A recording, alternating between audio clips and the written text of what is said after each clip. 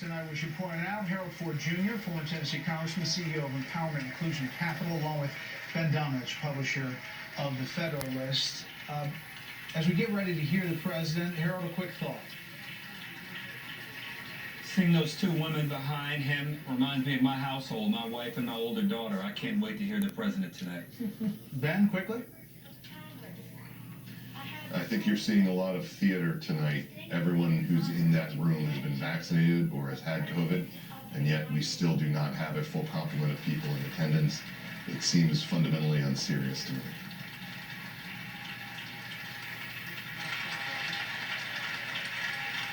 Let's listen in to President Joe Biden, his first address to a joint session of Congress.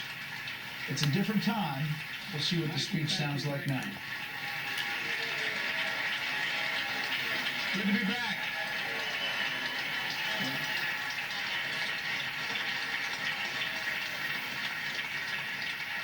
As Mitch and Chuck will understand, it's good to be almost home. Down the hall.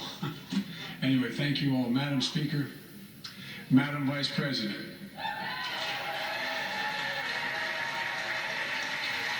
No president has ever said those words from this podium. No president's ever said those words, and it's about time.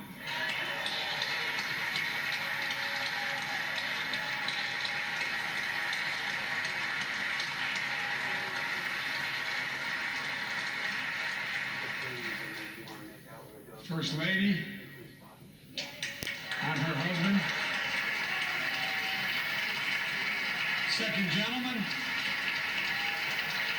Chief Justice, members of the United States Congress and the Cabinet, distinguished guests, my fellow Americans.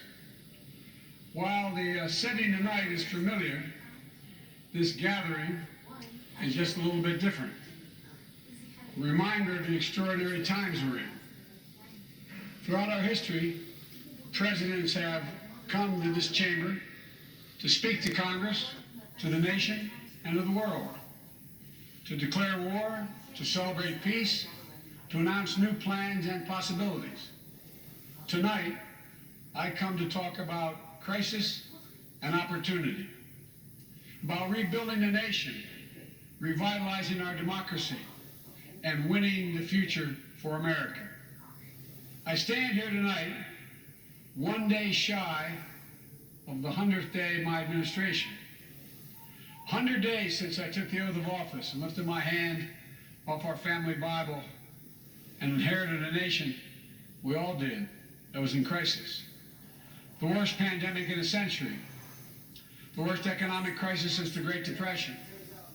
The worst attack on our democracy since the Civil War. Now, after just 100 days, I can report to the nation, America is on the move again.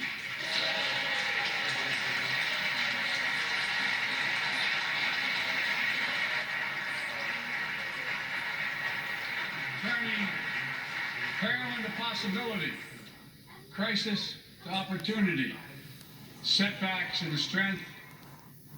We all know life can knock us down, but in America, we never, ever, ever stay down. Americans always get up. Today, that's what we're doing.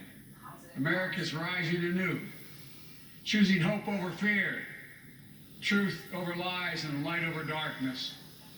After 100 days of rescue and renewal, America is ready for a takeoff, in my view. We're working again, dreaming again, discovering again, and leading the world again. We have shown each other and the world that there's no quit in America, none. 100 days ago, America's house was on fire. We had to act. And thanks to the extraordinary leadership of Speaker Pelosi, Majority Leader Schumer, and the overwhelming support of the American people, Democrats, Independents, and Republicans, we did act. Together we passed the American Rescue Plan, one of the most consequential rescue packages in American history. We're already seeing the results.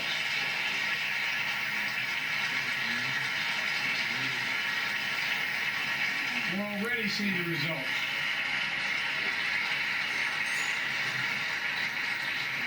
After I promised we'd get 100 million COVID-19 vaccine shots into people's arms in 100 days, we will have provided over 220 million COVID shots in those 100 days.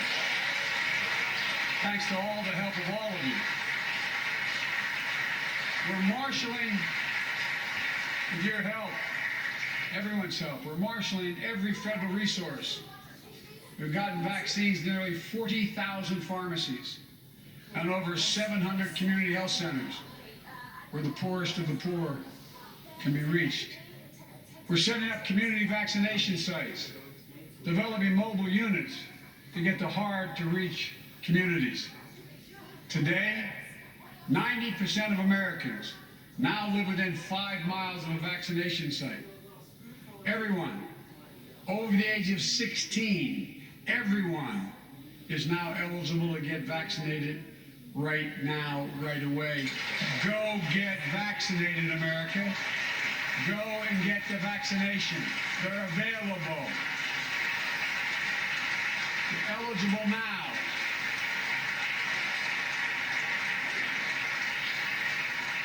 When I was sworn in on January 20th, less than 1% of the seniors in America were fully vaccinated against COVID-19.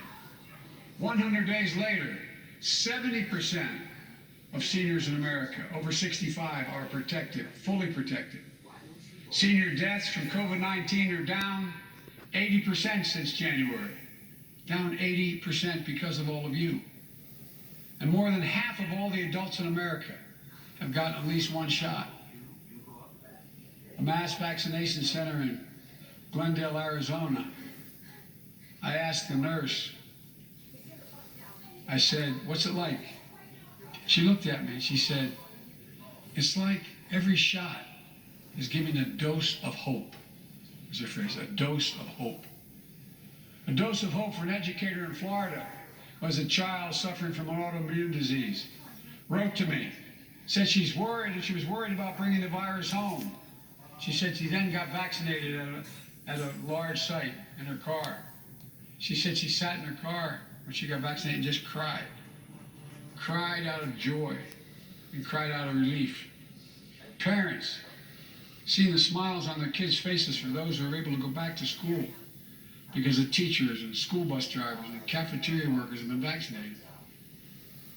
Grandparents, hugging their children and grandchildren instead of pressing hands against the window to say goodbye. It means everything. Those things mean everything. You know, there's still, you all know it, you know it better than any group of Americans, there's still more work to do to beat this virus. We can't let our guard down. But tonight, I can say, because of you, the American people, our progress these past 100 days against one of the worst pandemics in history has been one of the greatest logistical achievements this country's ever seen. What else have we done in those first 100 days? We kept our commitment, Democrats and Republicans, of sending $1,400 rescue checks to 85% of American households. We've already sent more than 160 million checks out the door. It's making a difference. You all know when you go home. For many people, it's making all the difference in the world. The single mom in Texas who wrote me, she said she couldn't work, but she said the relief check put food on the table and saved her and her son from eviction from their apartment. A grandmother in Virginia who told me she immediately took her granddaughter to the eye doctor. Something she said she put off for months because she didn't have the money. One of the defining images, at least from my perspective in this crisis, has been cars lined up for miles. And not people just barely able to start those cars, nice cars. Lined up for miles, waiting for a box of food to be put in their trunk. I don't know about you, but I didn't ever think I'd see that in America. And all of this is through no fault of their own. No fault of their own, these people are in this position. That's why the rescue plan is delivering food and nutrition assistance to millions of Americans facing hunger. And hunger is down sharply already. We're also providing rental assistance. You all know this, but the American people, I want to make sure they understand. Keeping people from being evicted from their homes. Providing loans to small businesses that reopen and keep their employees on the job. During these 100 days, an additional 800,000 Americans enrolled in the Affordable Care Act when I established a special sign-up period to do that. 800,000 in that period. We're making one of the largest one-time ever investments, ever, in improving health care for veterans. Critical investments to address the opioid crisis. And maybe most importantly, thanks to the American Rescue Plan, we're on track to cut child poverty in America in half this year.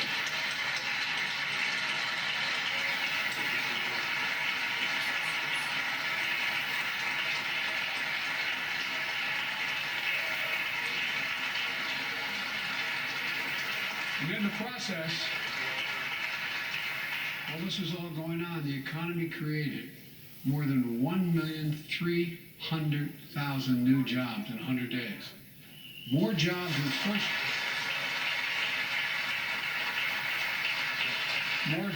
the first 100 days than any president on record. The International Monetary Fund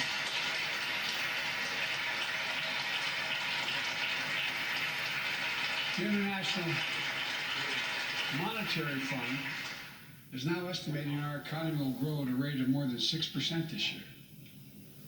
That will be the fastest pace of economic growth in this country in nearly 4 decades.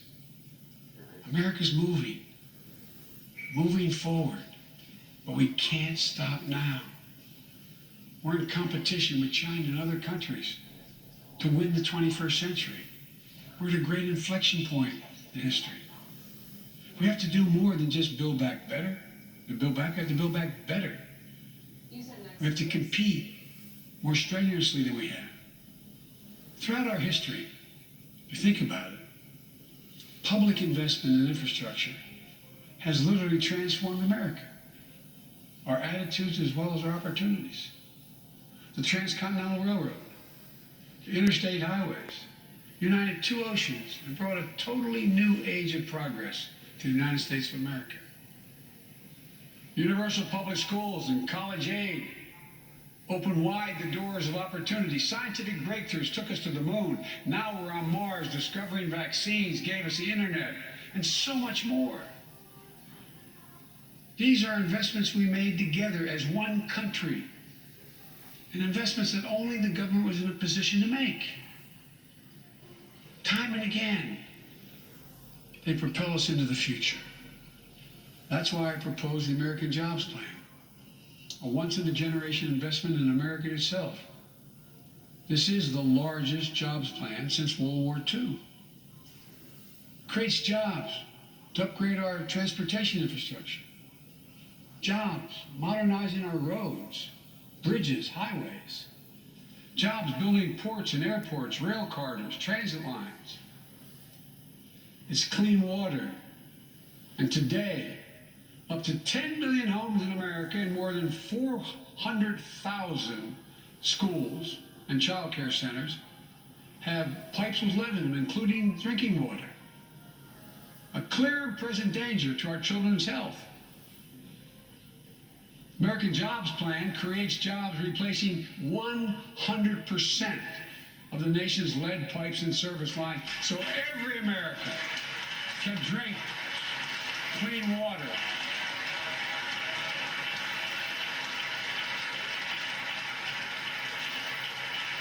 And the process will create thousands and thousands of good-paying jobs.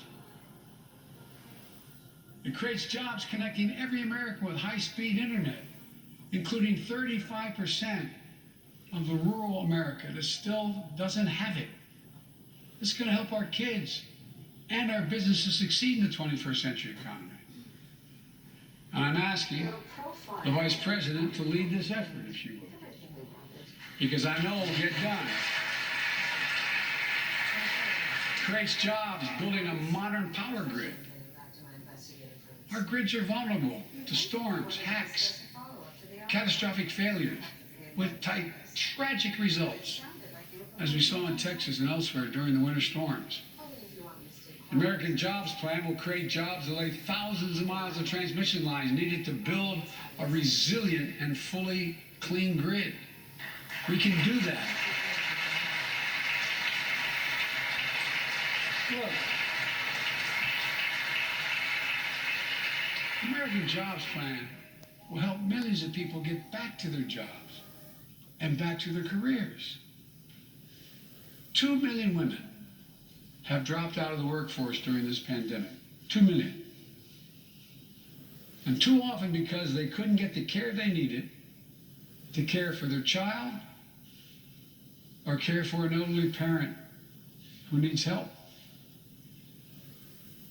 800,000 families are on the Medicare waiting list right now to get home care for their aging parent or loved one with disability. If you think it's not important, check out in your own district, Democrat or Republican. Democrat or Republican voters. Their great concern, almost as much as their children, is taking care of an elderly loved one who can't be left alone. Medicaid contemplated it, but this plan is going to help those families and create jobs for our caregivers with better wages and better benefits, continuing a cycle of growth. For too long, we've failed to use the most important word when it comes to meeting the climate crisis: jobs. Jobs. Jobs.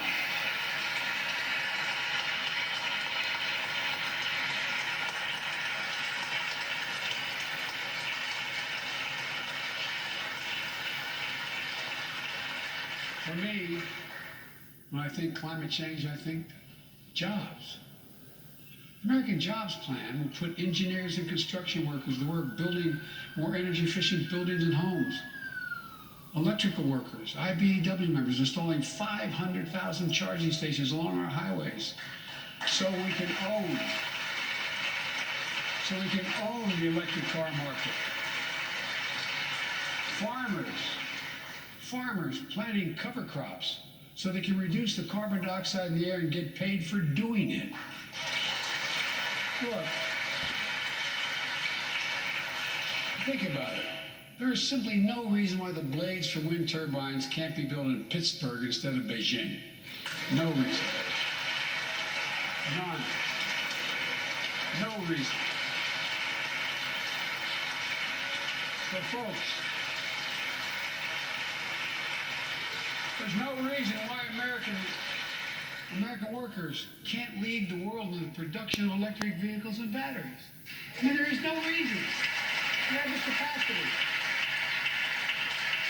We're the brightest, best trained people in the world. The American Jobs Plan is going to create millions of good paying jobs, jobs Americans can raise a family on. As my dad would then say, with a little breathing room. And all the investments in the American Job Plan will be guided by one principle: buy American. Buy American. And I might note parenthetically, that does not violate any trade agreement. It's been the law since the 30s. Buy American. American tax dollars are going to be used to buy American products made in America to create American jobs. That's the way it's supposed to be, and it will be in this administration.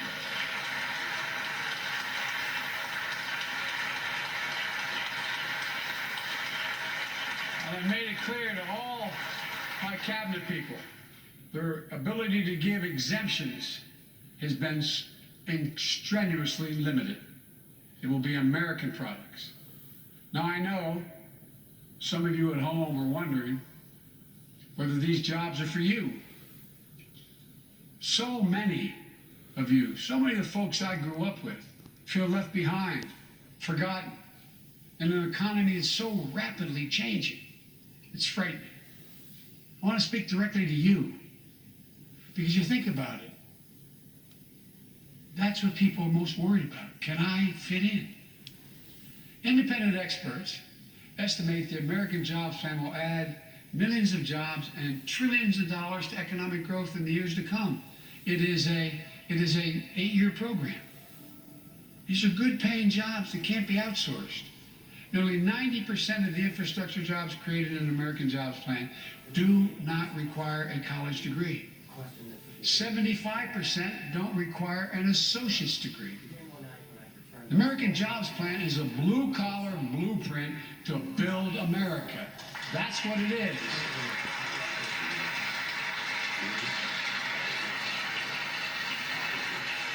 And it recognizes something I've always said in this chamber and the other. Good guys and women on Wall Street, but Wall Street didn't build this country. The middle class built the country, and unions built the middle class. So that's why I'm calling on Congress to pass Protect the Right to Organize Act, the PRO Act, and send it to my desk so we can support the right to unionize. And by the way, while you're thinking about sending things to my desk, let's raise the minimum wage to $15. No one working 40 hours a week,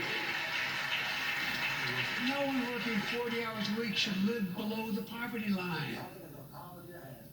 We need to ensure greater equity and opportunity for women. And while we're doing this, let's get the Paycheck Fairness Act to my desk as well. Equal pay. It's been much too long. And if you wonder whether it's too long, look behind me. And finally, the American Jobs Plan will be the biggest increase in non-defense research and development on record. We'll see more technological change. And some of you know more about this than I do. We'll see more technological change in the next 10 years than we saw in the last 50. That's how rapidly artificial intelligence and so much more is changing. And we're falling behind the competition with the rest of the world. Decades ago, we used to invest 2% of our gross domestic product in America. 2% of our gross domestic product in research and development. Today, Mr. Secretary, that's less than 1%. China and other countries are closing in fast. We have to develop and dominate the products and technologies of the future. Advanced batteries, biotechnology, computer chips, clean energy. The Secretary of Defense can tell you, and those of you who work on national security issues know, the Defense Department has an agency called DARPA, the Defense Advanced Research Project Agency. The people who set up before I came here, and that's been a long time ago, to develop breakthroughs that enhance our national security. That's their only job. And it's a semi-separate agency. It's under the Defense Department. It's led to everything from the discovery of the internet to GPS and so much more. It's enhanced our security. The National Institute of Health, the NIH, I believe, should create a similar advanced research projects agency for health. And that would, here's what it would do. It would have a singular purpose: to develop breakthroughs to prevent, detect, and treat diseases like Alzheimer's, diabetes, and cancer. I'll still never forget when we passed the cancer proposal in the last year as vice president. Almost $9 million going to NIH. They've excused the point of personal privilege. I'll never forget you standing, Mitch, and saying, "Name it after my deceased son." It meant a lot. But so many of us have deceased sons, daughters, and relatives died of cancer. I can think of no more worthy investment. I know of nothing that is more bipartisan. So let's end cancer as we know it. It's within our power. It's within our power to do it.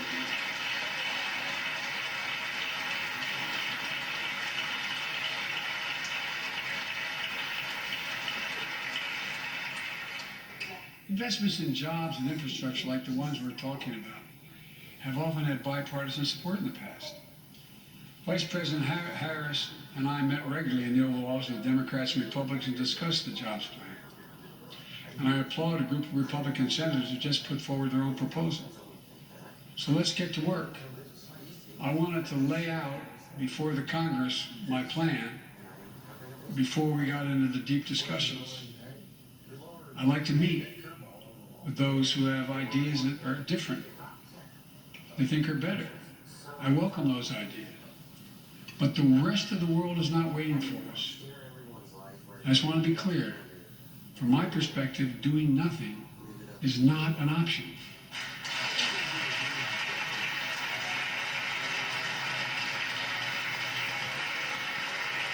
Look, we can't be so busy competing with one another that we forget the competition that we have with the rest of the world to win the 21st century. Secretary Blinken can tell you I spent a lot of time with President Xi. Traveled over 17,000 miles with him.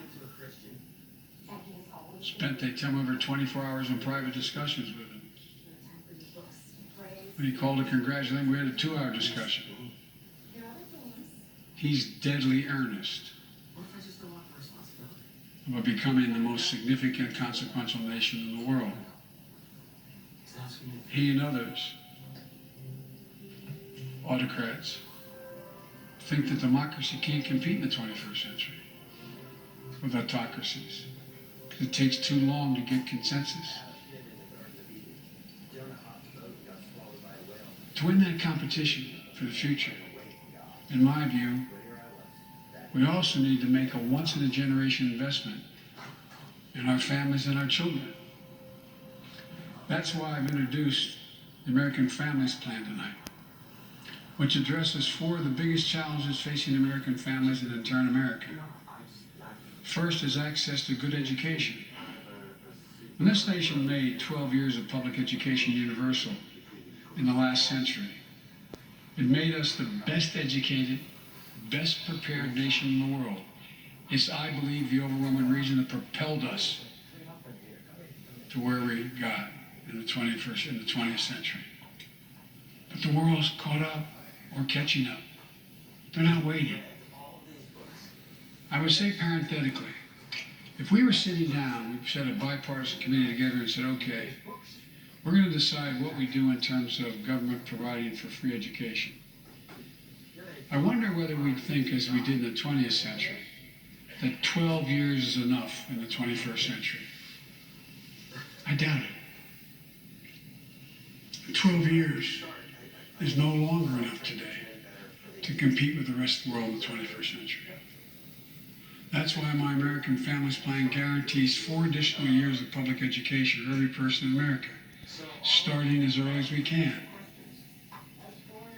The great universities in this country have conducted studies of the last 10 years and shows that adding 2 years of universal high-quality preschool for every 3-year-old and 4-year-old, no matter what background they come from, puts them in a position to be able to compete all the way through 12 years.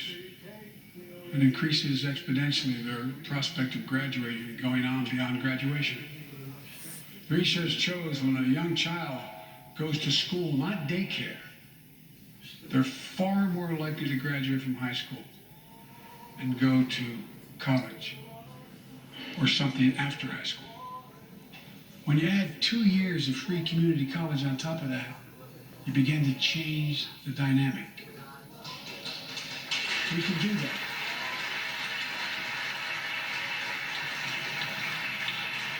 and will increase Pell Grants and invest in historical black colleges and universities, tribal colleges, minority-serving institutions.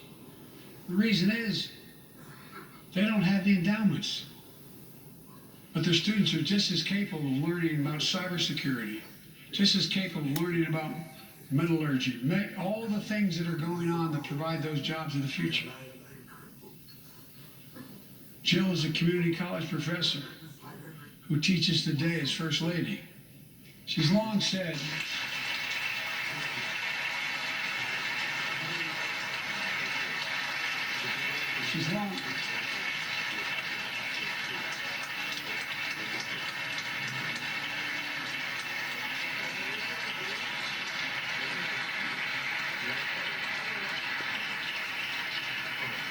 if I've heard it once, I've heard it 1,000 times.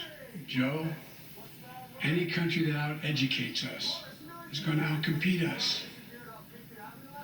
She'll be deeply involved in leading this effort. Thank you, Jill. Second thing we need, American Families Plan will provide access to quality, affordable child care. We guarantee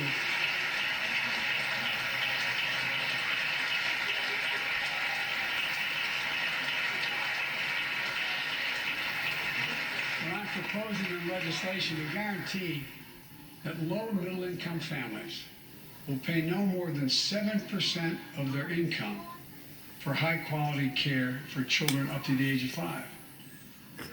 The most hard-pressed working families won't have to spend a dime.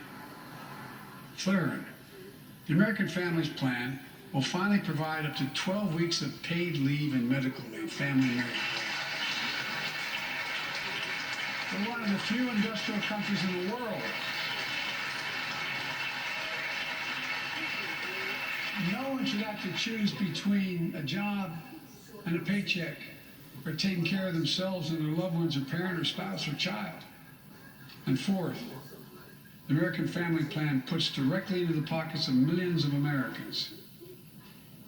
In March, we expanded tax credit for every child in a family, up to $3,000 per child if they're under 6 years of age. Over 6 years of age. And $3,600 for children over 6 years of age. With 2 parents, 2 kids, that's $7,200 in the pockets to help take care of your family. And that will help more than 65 million children and help cut child care poverty in half. And we can afford it. So we did that in the last piece of legislation we passed. But let's extend that child care tax credit at least through the end of 2025.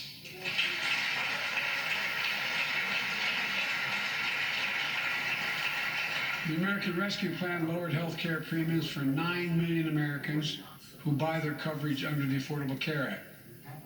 I know that's really popular this side of the aisle. But let's make that provision permanent so their premiums don't go back up.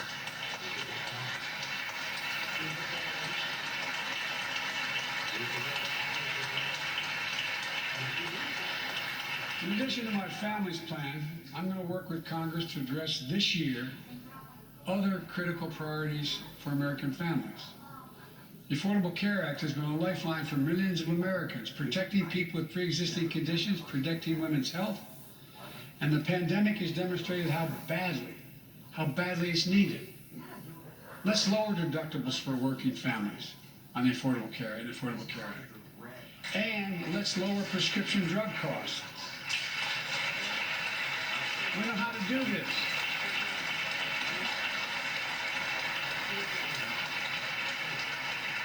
The last president had that as an objective. We all know how outrageously expensive drugs are in America. In fact, we pay the highest prescription drug prices of anywhere in the world, right here in America. Nearly 3 times for the same drug, nearly 3 times what other countries pay. We have to change that, and we can. Let's do what we talked about for all the years I was down here in this body, in Congress. Let's give Medicare the power to save hundreds of billions of dollars by negotiating lower drug prescription prices.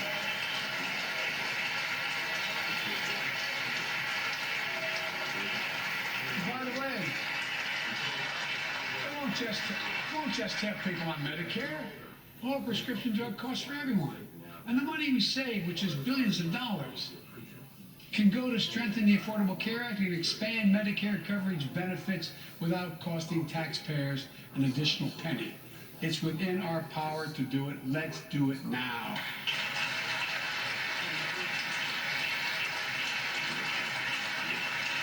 We've talked about it long enough. Democrats and Republicans. Let's get it done this year. This is all about a simple premise. Health care should be a right, not a privilege in America.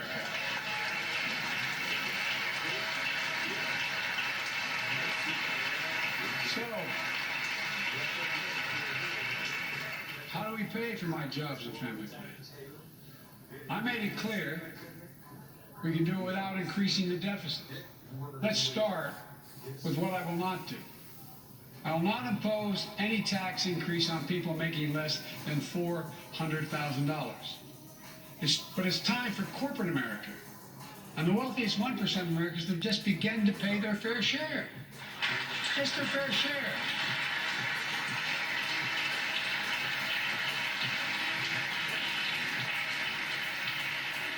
Sometimes I have arguments with my friends in the Democratic Party. I think you should be able to become a billionaire and a millionaire, but pay your fair share. A recent study shows that 55 of the nation's biggest corporations paid zero federal tax last year. Those 55 corporations made in excess of $40 billion in profit. A lot of companies also evade taxes through tax havens in Switzerland and Bermuda and the Cayman Islands. And they benefit from tax loopholes and deductions for offshoring jobs and shifting profits overseas. It's not right. We're going to reform corporate taxes so they pay their fair share and help pay for the public investments their businesses will benefit from as well.